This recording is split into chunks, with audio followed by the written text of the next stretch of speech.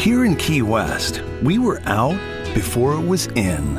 In this open and inclusive paradise, you can be yourself, make new friends, and savor our live and let live vibe. With LGBTQ plus friendly accommodations, our legendary nightlife, and year-round activities and events, it's always a good time to come as you are.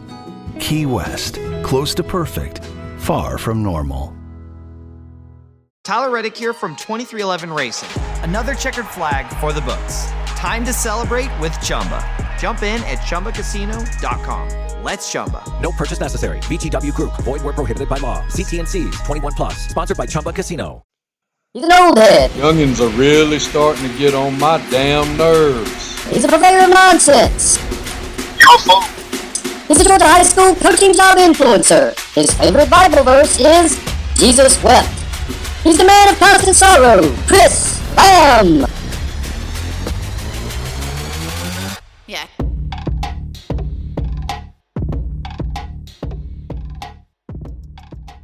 Welcome to Sun Coaches Podcast, and today we're joined with the Long County head football coach, Mike Pfiester. Coach, thanks for being with us. Absolutely, Coach. It's a pleasure. Appreciate the invite.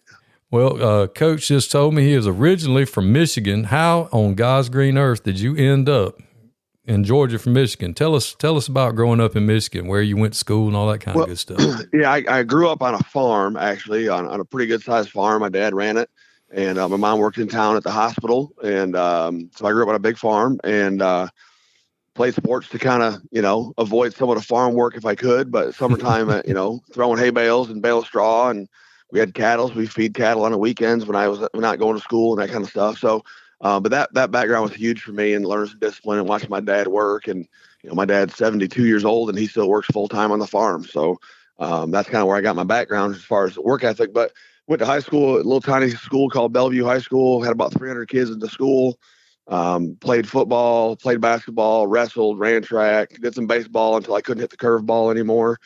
And then was fortunate enough to get a scholarship to go to Division II school, Wayne State University in Detroit, and was there for a couple of years, and was probably a little bit over my head. And then life happens, and my wife and I, my wife now, and we had our first child, and we were in college, and that kind of sped up the process a little bit of what we're going to do.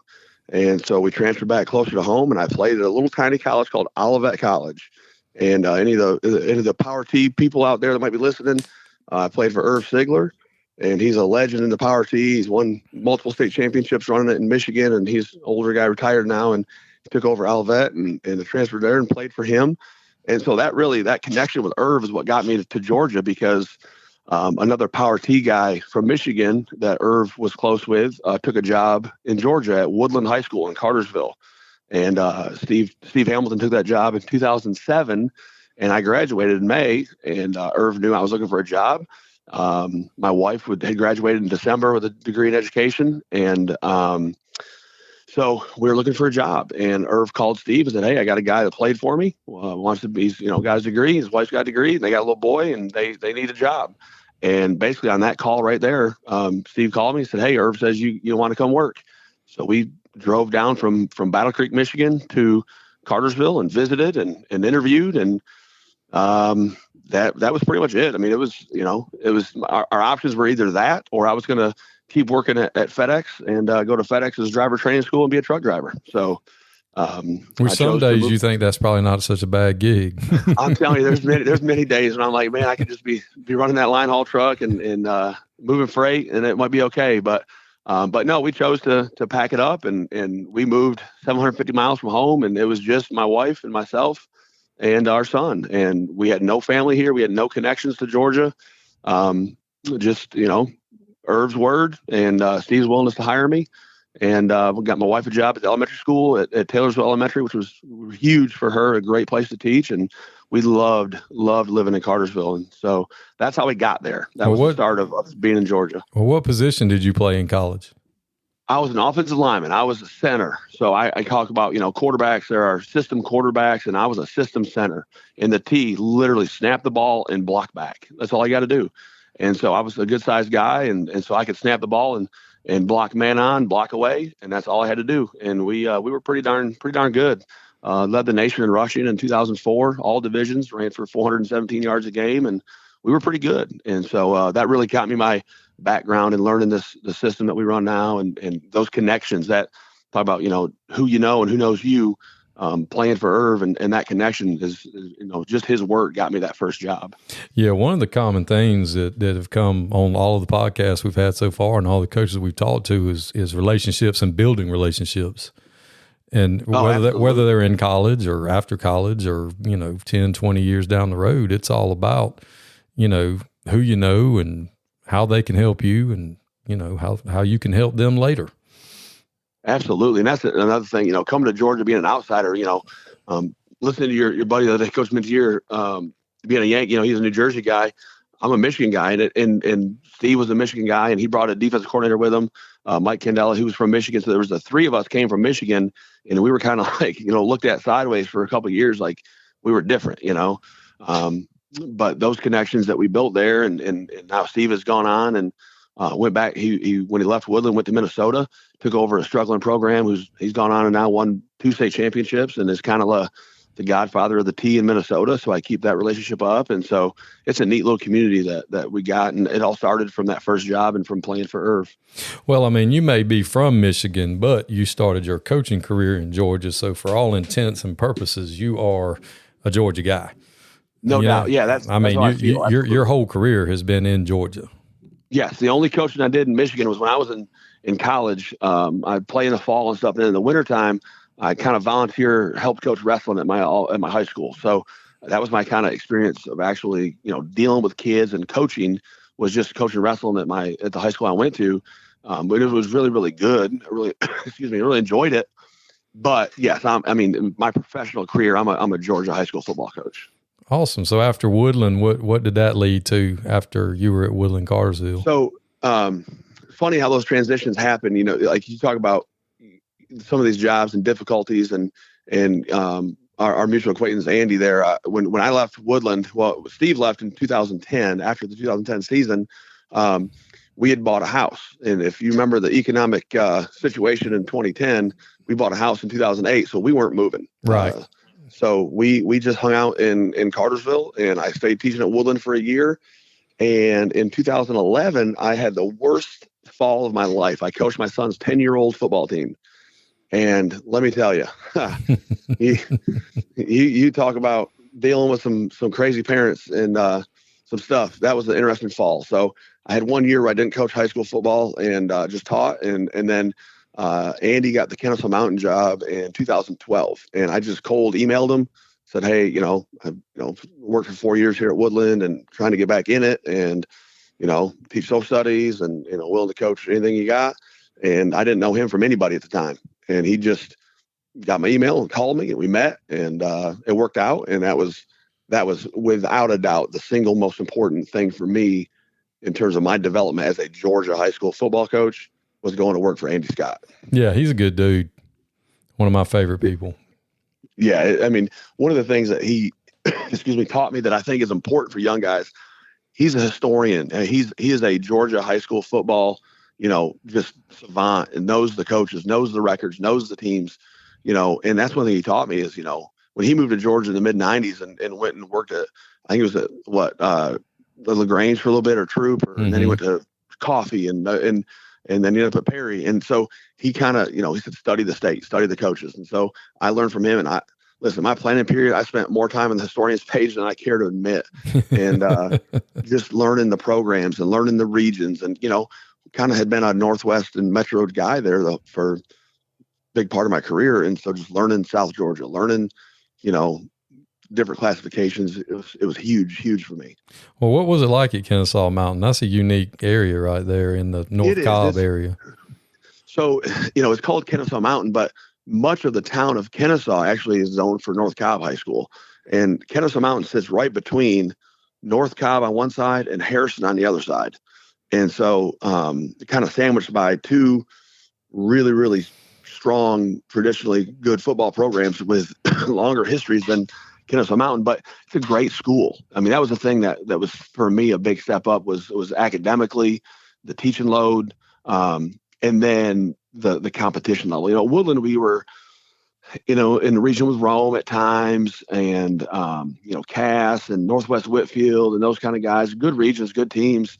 Our last year there, we're in a region with Chattahoochee, who went and won the state championship that year. So we'd seen good teams, but then going to Kennesaw Mountain, being in the highest classification, playing Marietta, North Cobb, Hillgrove, McEachern, Harrison, North Paulding. That competition level was a huge step up, and it was, again, huge for my development as a coach, because we really had to really split hairs to be competitive. We had a bunch of good players, but everybody else had a whole bunch too.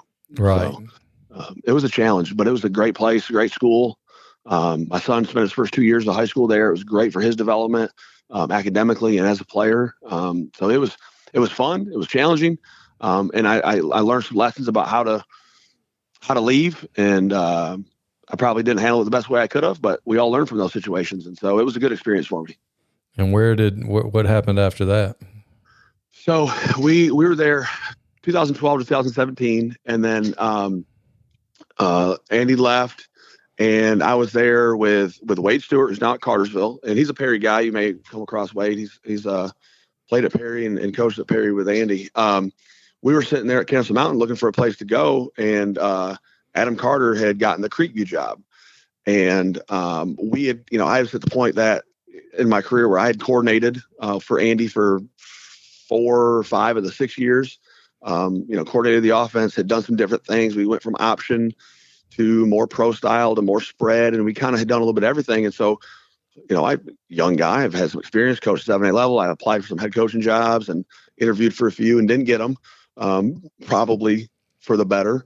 But then we're sitting there, and it's 2018, and we need to go somewhere. And my son is going to be a junior in high school, and so we're kind of, what do we do with him? And Adam had a job at Creekview, and I mean, we had to go. We had to, work for, a guy like Adam, and at the time we knew he was an emerging big time coach in the state, had done good things and been a lot of really good places. And so it was a great opportunity for us. And so we, my wife and I decided we were all in. We sold our house in Cartersville and moved to Cherokee County. And we were all in on Creekview, and that was a special, special place. Yeah, I'm not very familiar with Cherokee County other than where it's at. The schools are good, and there's really good people there. That's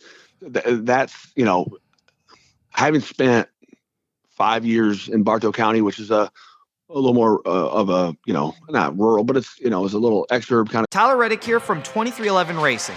Victory Lane? Yeah, it's even better with Chumba by my side. Race to ChumbaCasino.com. Let's Chumba. No purchase necessary. VGW Group. Void where prohibited by law. See T&Cs. 21+. Sponsored by Chumba Casino. Community, great school system, and then going to Cobb. Cobb is a great place to teach. You hear all these things about the big districts and stuff. There's, to me, there may not be a better district. Cobb and Cherokee are right there neck and neck, and as far as how they treat their teachers, and the pay, of course, is a big deal. But it was a great place to teach, and Cherokee County was awesome. I mean, again, good people, good support, the communities, each school has its own little kind of niche community, excuse me. And Creekview is a special place, kind of, it's north end of the county, kind of borders Forsyth County over there on that side of the county, but it's a great community. There's a nice golf course right there. It's built right, the school's right around the corner from Woodmont Country Club. So it's a great community of people, great support. It's a very, very special place. So you leave Creekview and you take the head coaching job at Long County.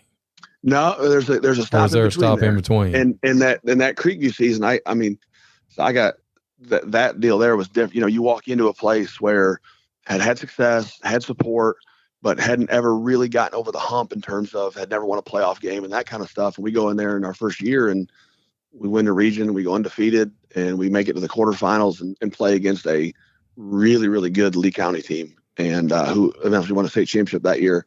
But that year was it was a whirlwind, but it was a great year. And once Adam left for Grayson, that transition was one of those times. And when I was not young at the time, but I still kind of had some things to learn, and I probably should have been a little bit more judicious with my decision making on that transition, and probably should have been more willing to stay. But was not. And again, that's one of those lessons you learn as you go through this business. You know, it's easy to look back on it, but at the time it was a frustrating situation. But we went to South Effingham. So weird connection. Never, we talked about going south. My wife and I had really liked the beach and the idea of being, close to the water, but hadn't had any connections. I'm a Michigan guy. I moved to Metro Atlanta, had been, in Bartow. We lived in the same house for 12 years in the Carsville area, drove to Kennesaw.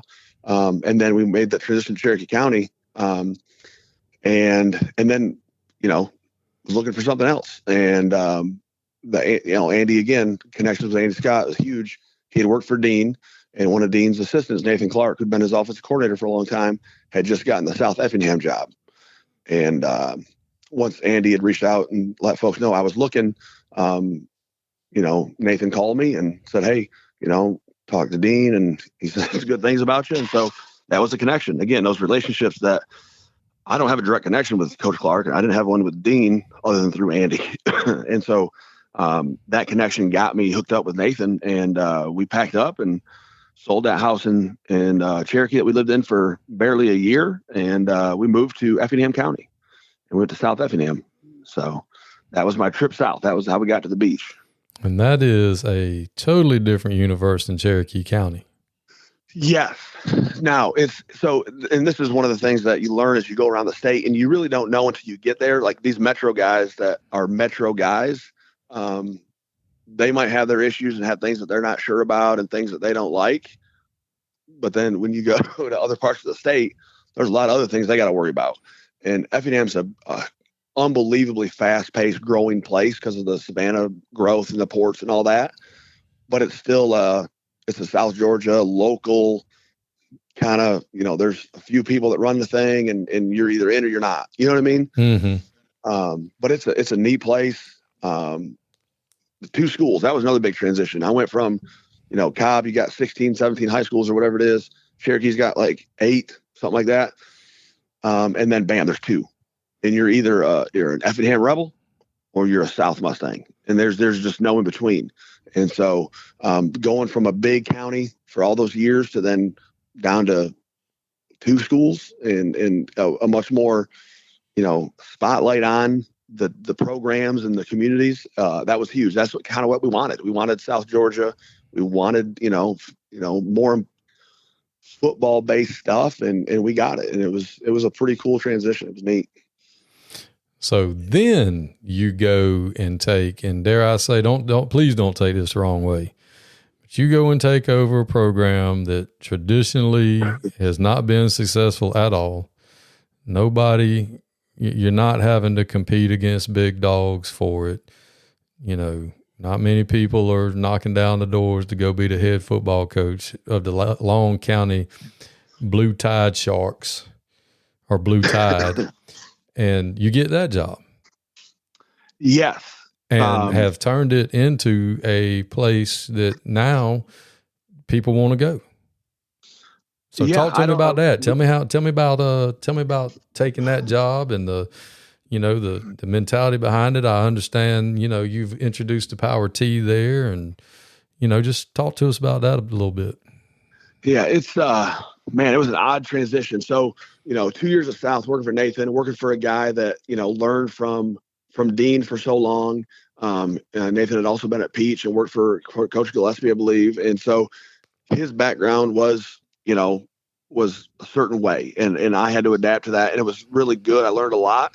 And then that got me in the neighborhood down here. And, actually, oddly enough, I applied for the Long County job the previous cycle when they hired Coach Pollock. Mm-hmm. I was a young whippersnapper at the time and probably wasn't ready, and I'm probably good I didn't get it. But I was in that cycle at that time of trying to apply for jobs and didn't even get an interview. And then I saw they hired, Coach Pollock, who won a bunch of games at Appleton County, is a good dude, as nice a guy as you'll find, and a good, really good football coach. He got it. And I'm like, oh man, go for it. And I went along, did my thing, but it was always a place when I did my initial kind of application for it back in whatever that was, 17 or something like that, 16 maybe. It was a place that I thought I would have to start, because being an outsider, being from up north, and then, wanting to do something different. What we do is not something that everybody's going to embrace. And so I thought I have to go somewhere that's not an established, really good program with an identity. And so I always knew about this place. And then actually in 2019, my first year at South Effingham, our first game of the year, we play at Long County.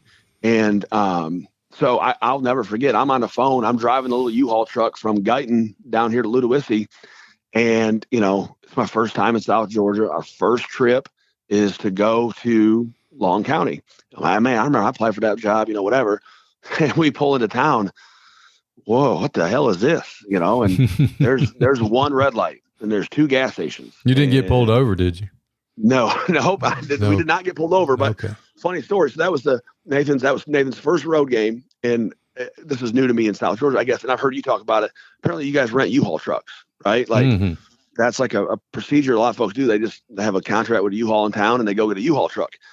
Well, that was new to me. So Nathan goes to pick up the U-Haul truck, and it's one of them damn little mini ones, like a van, like just a van. Mm-hmm.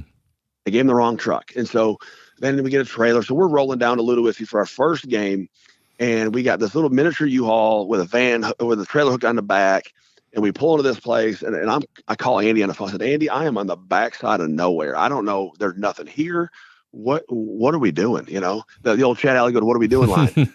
And we pull in and, we set up and it's hot as balls and we play and, we beat them pretty good, but they return a couple of kicks on us. They got some athletes, some fast kids. And I'm like, man, this is, it's okay. This is what I thought it was. And we played them. And then 2 years later, or a year and a half later, the job comes open and I apply and, there's, some connections in town. Adam, actually, Coach Carter, his wife has some family that's from Ludowici. And so I'm had him help me out a little bit and at least got an interview. I thought if I can at least, just give me an interview. I have a chance to, I have a vision. I have a plan. I really believe in what we're doing or what we're going to do. Just get me an interview. And I was fortunate enough to get an interview. And I chose to go first. They, hey, do you want to, we got this date. You want to go, you can come first or you can, whenever. So I chose to go first. I wanted to set the tone. And I went in there and, hey, this is what we're going to do. And, I firmly believe in it. And this is a place that's, hasn't been competitive, has never been in the playoffs, has really never have won 500 season ever. I think I look back at one point, I think the first 52 games or 51 games they played, they lost. They were 0-51 out the gate.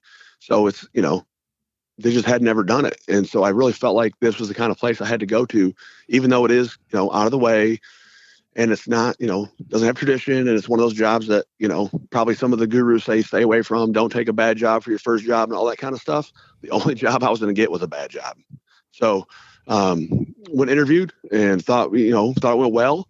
And, they called me a couple days later and they were really big on living in the community. And, we're on our third house in like 4 years and we had just moved to Effingham and, a year and a half before that. And we really liked our house there, liked the area, but it'd be an hour and 15-minute drive every day. And so, we had to make a choice. They're going to offer me the job, but we really want you to be here. And so my wife and I had to, what are we going to do? And at that point, I was ready to be a head coach, I thought. We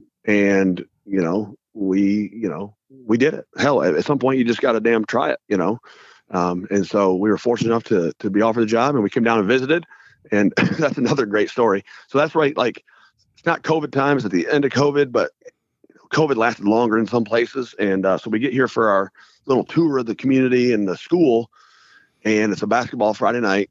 And one of the assistant superintendent guys drives us around in the microbus and shows us the middle school and shows us things. And I talked to one of the school board members and in terms of expectations and what their vision was and what they thought we could do here.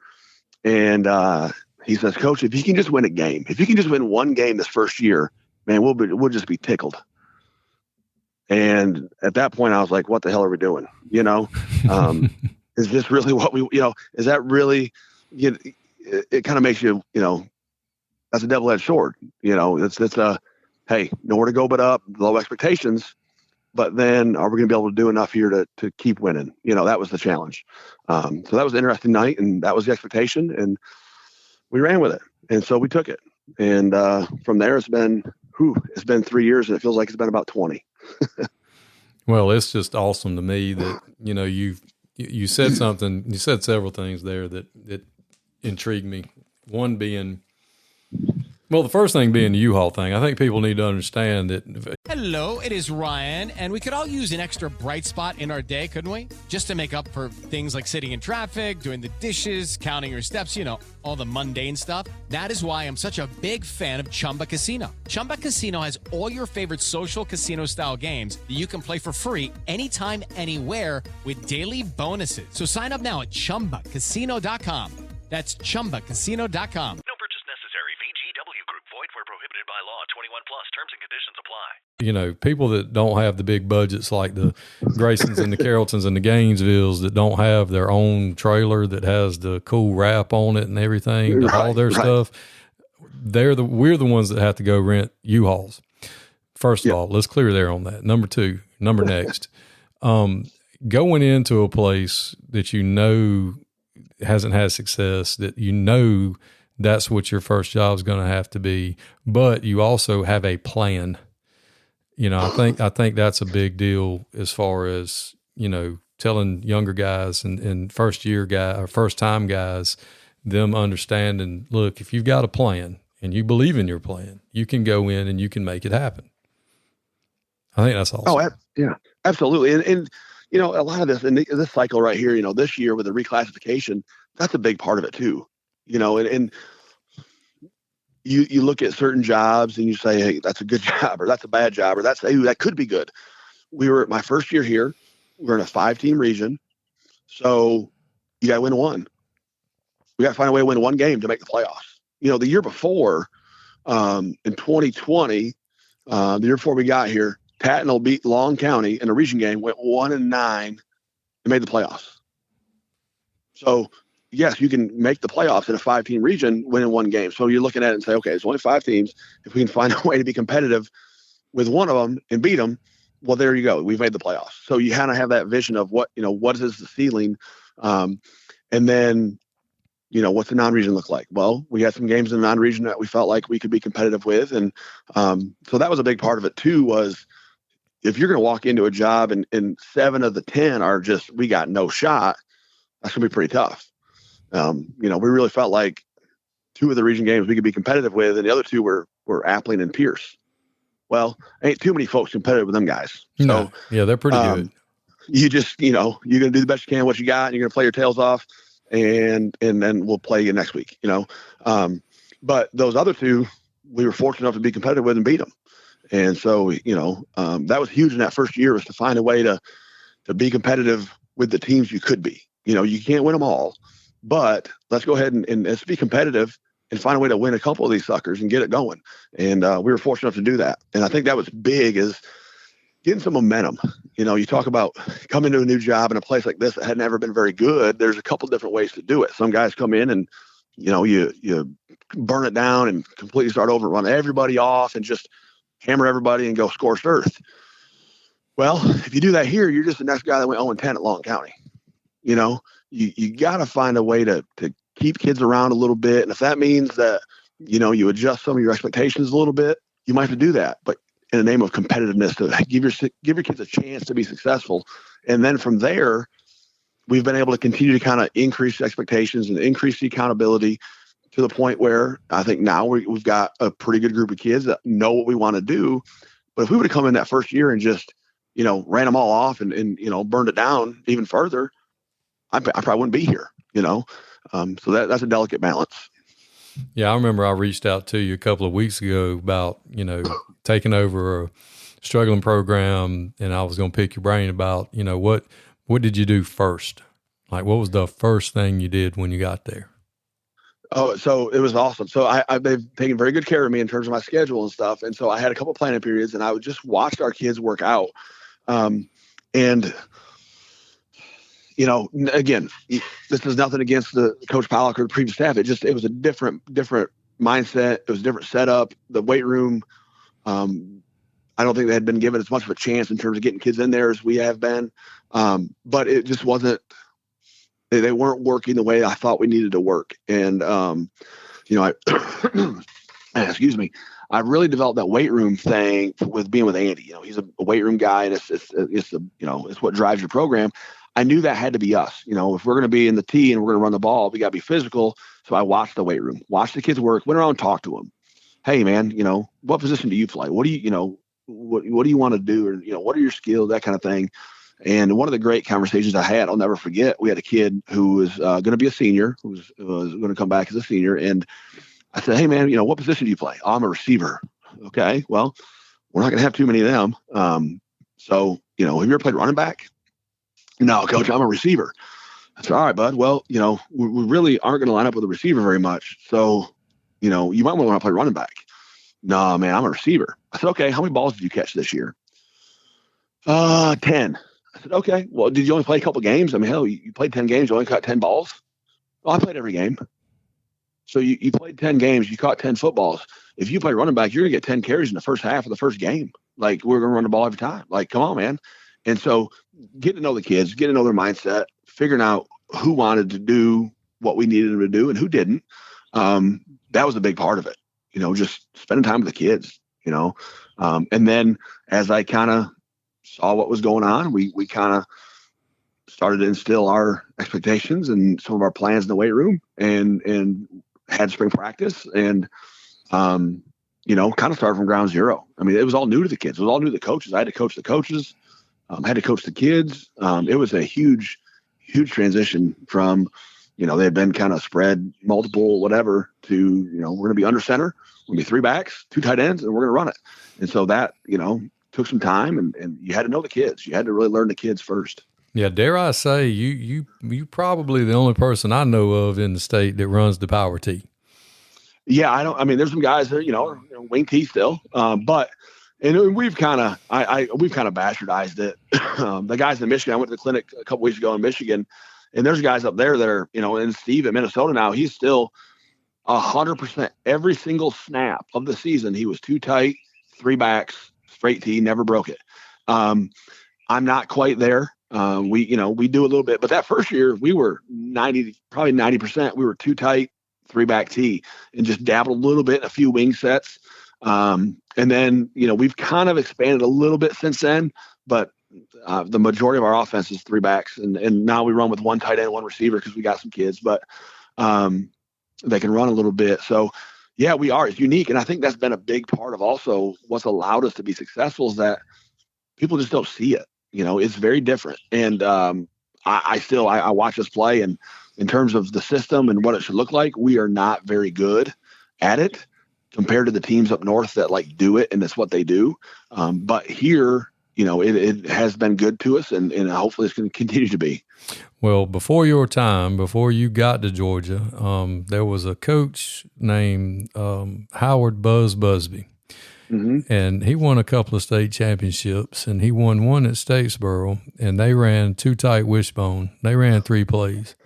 And I remember somebody asked at the clinic one time, Coach, what do you do if they put 8 men in the box? He said, well, I got 11.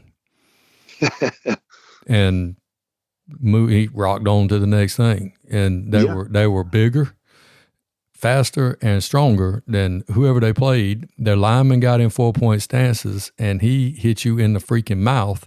And he didn't care how many, you could put 15 in the box. He didn't care.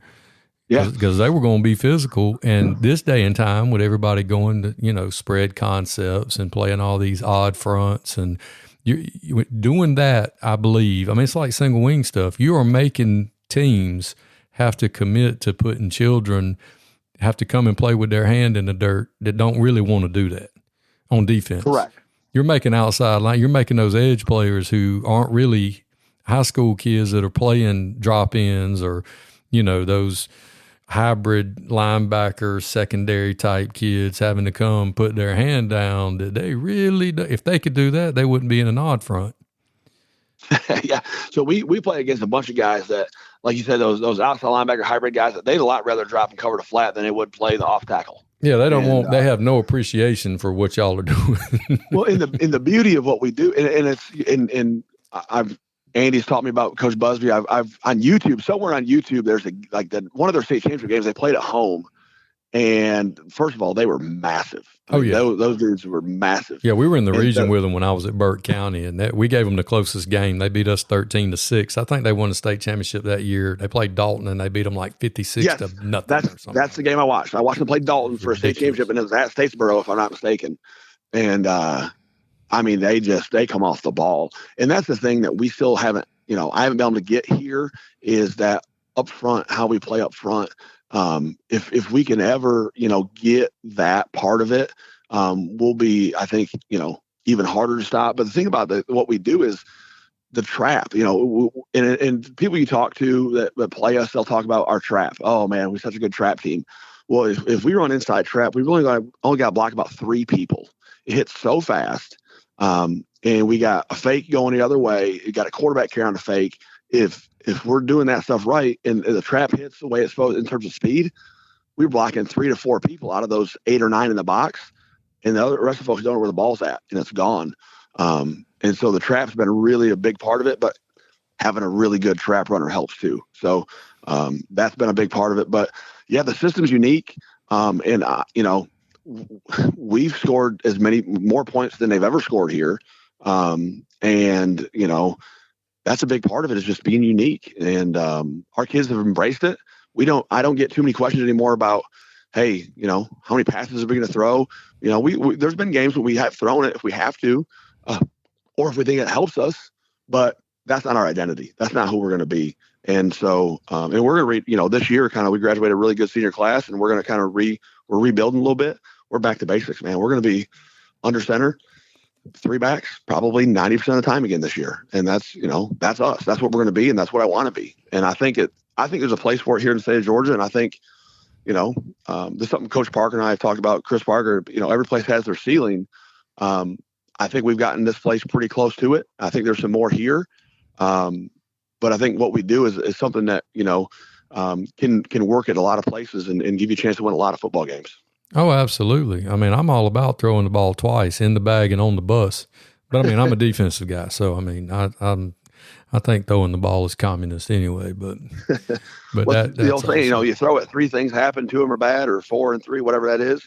Yeah, I don't care what the number is. It can be 198, 99 of them is going to be bad. But yeah, I agree with that 1,000%. But just creating, going into a place like that, I think you hit the nail on the head. You have to create something unique and an identity that the kids can hang their hat on, that they'll get fired up and excited about, starting in the weight room.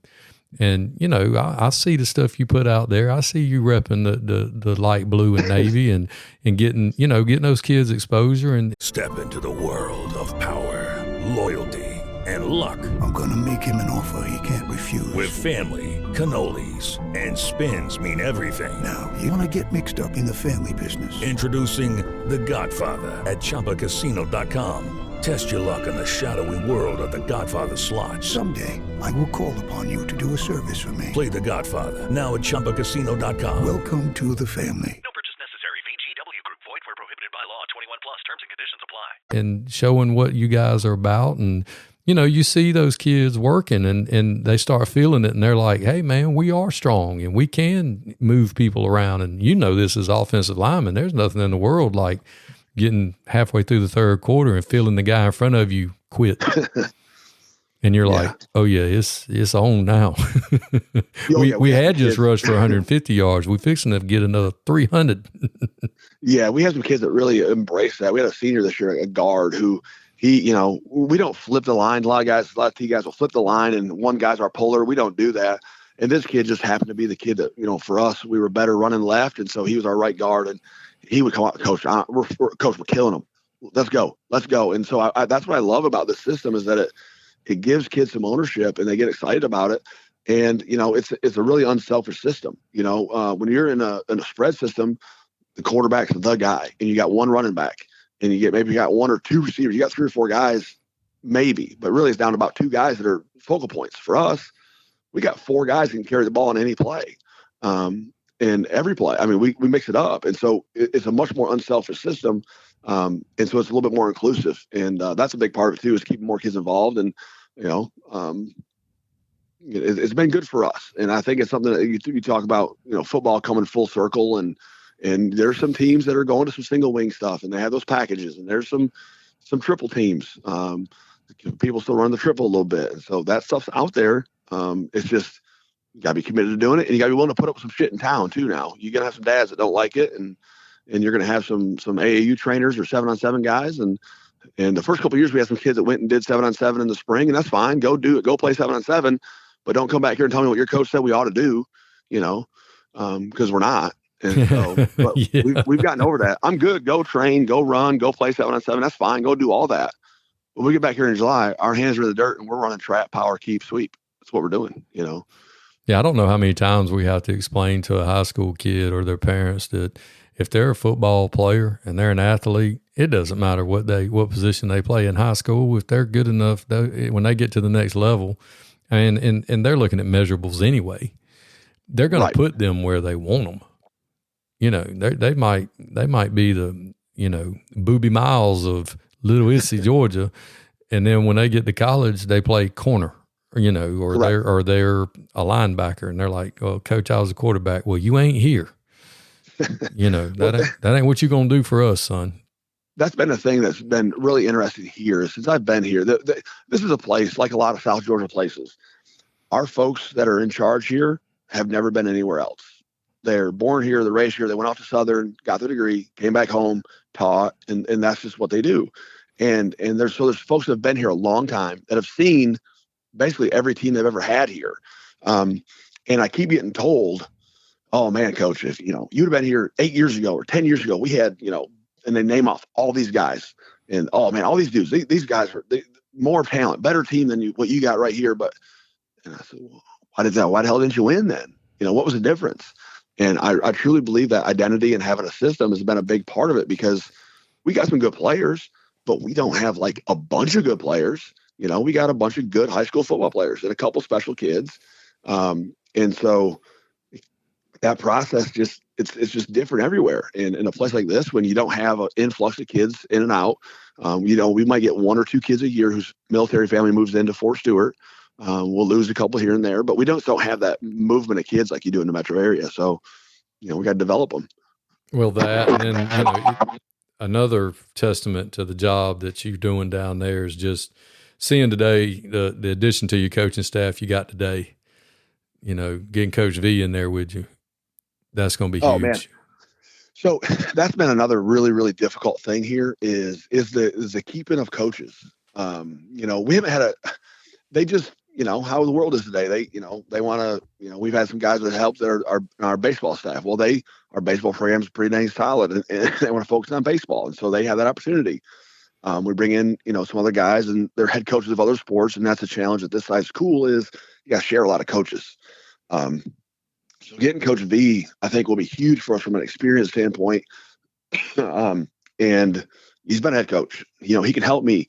I have my defense coordinator, Kenny Pickens, has been a head coach in Florida. He's been a huge, huge help to me.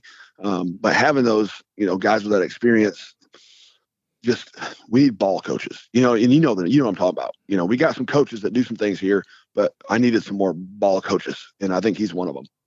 Yeah, my number one job on the staff I'm on now, my head coach says my number one job is to keep him from getting fired. Like that's the most important thing is, if he does something crazy, I'm supposed to say, "Hey, don't do that." Or, "Hey, we probably shouldn't do that." Or, "That's not a good idea." Or, if he gets stuck with something, be the guy that just sits there and listens. Or if he needs to cuss somebody out, he can cuss me smooth the F out, and it's okay. I'm just going to come back to work the next day. It's like, Woody Hayes and Bo Schembechler, and Bo Schembechler said Woody Hayes fired him once a week. He just kept going back to work. Yeah. Well, that's the thing, I'm not that old of a guy. I'm 41 years old, almost 42, whatever. But I've been in it 15, 16, 17 years now. I've been around Georgia. I've worked for guys that are legitimate grizzled ball coaches who have worked for, I've learned to do it a certain way. And not everybody's wired that way. Not everybody, especially in a place like this where football is not and has not been kind of the breadwinner, the priority for the school. That's been difficult. But we're getting there. And Coach V's huge. Coach Burnett getting a guy that wants to get out of the city and come down towards the beach. He's coached the state championship offensive line. Those are the kinds of things that, I've been extremely fortunate this offseason to make those two hires. It's just, we need coaches, and, you're as good as your staff. And I've been fortunate on the offensive side of the ball. My staff's pretty much been intact since I've been here. And I still kind of help run the offense with my coordinator. I'm teaching it to everybody, and he's got it down pretty good now.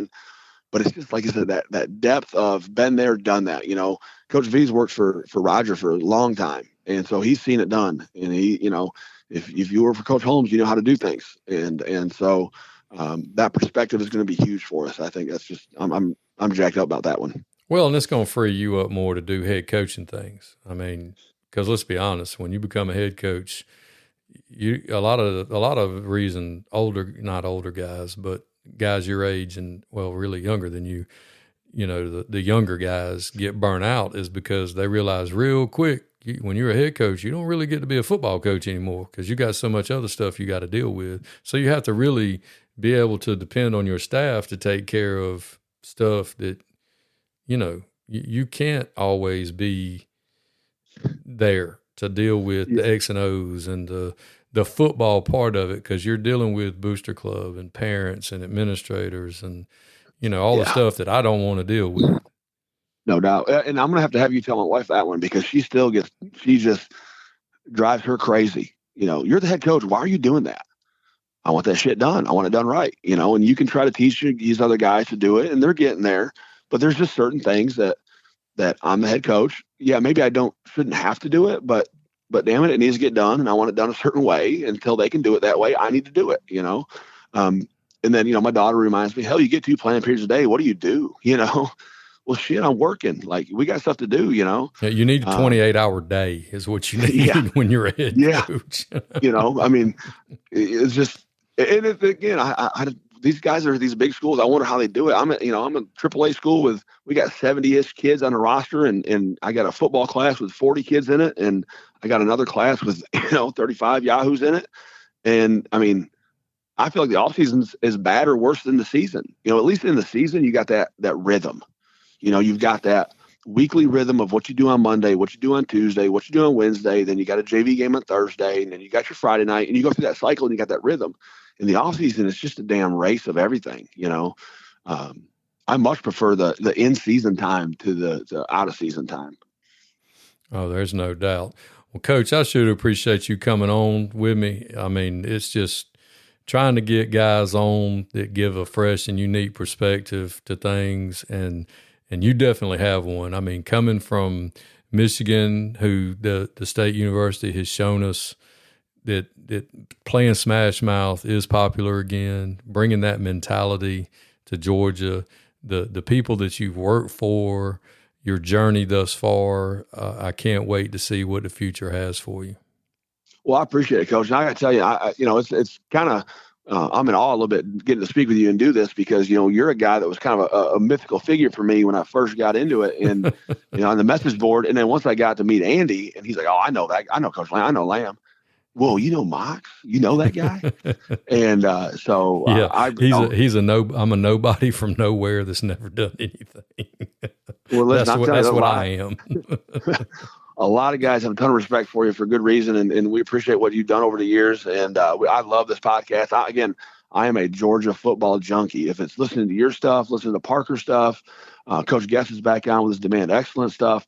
There's so many good stories and so much good going on in Georgia high school football. And there's some bull crap, and we all know that. But, down here where I'm isolated from that bull crap a little bit. I got to deal with those yahoos in Savannah, but, I'm isolated down here, and I love it. I love being able to focus on our kids and our program and fixing what we can fix here, and then listening to all these other perspectives, and what you offer is awesome. And well, I love appreciate it. I'm going to plug Mike Nelson too. Nelly has started a podcast as well. And he'll go, I heard. Yeah, he'll go, he's kind of, we're going to try to collaborate. We're trying to work out days so we don't overrun each other, but he's got an advantage over me, because he's going to come in and get your pads, and then, hey man, you want to sit down and talk? And who's not going to talk to Nelly? And I'm Right. like, all right, I got to start getting ahead of the curve. I got to get some of these guys before he gets them. So, but no, he's doing a great job. I get to preview him before he sends them out, and it's awesome who he's had so far. But I sure do appreciate you coming on. And if there's ever anything in the world I can do for you, just holler at me and let me know. I can't wait to watch what you guys do this fall. And I'd love to come and sit down and talk with you about your offense. I'm intrigued about it for sure. Anytime, Coach. You're welcome. Anytime. You can come hang out in Ludowici, and we got a couple options. We got Dairy Queen or we got Subway. So you let me know, and it'll be on me. Well, thanks, Coach. I appreciate it. All right, man. Have a great night, buddy. Thank you. You too.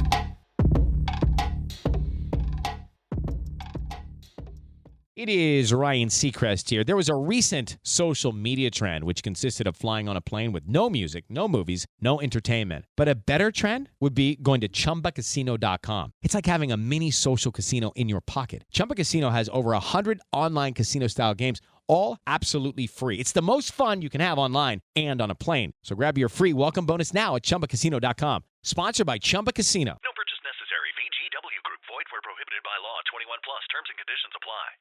If you work in university maintenance, Grainger considers you an MVP because your playbook ensures your arena is always ready for tip-off.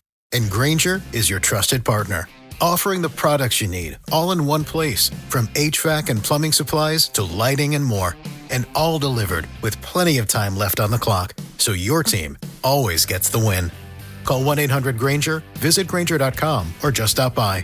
Grainger, for the ones who get it done.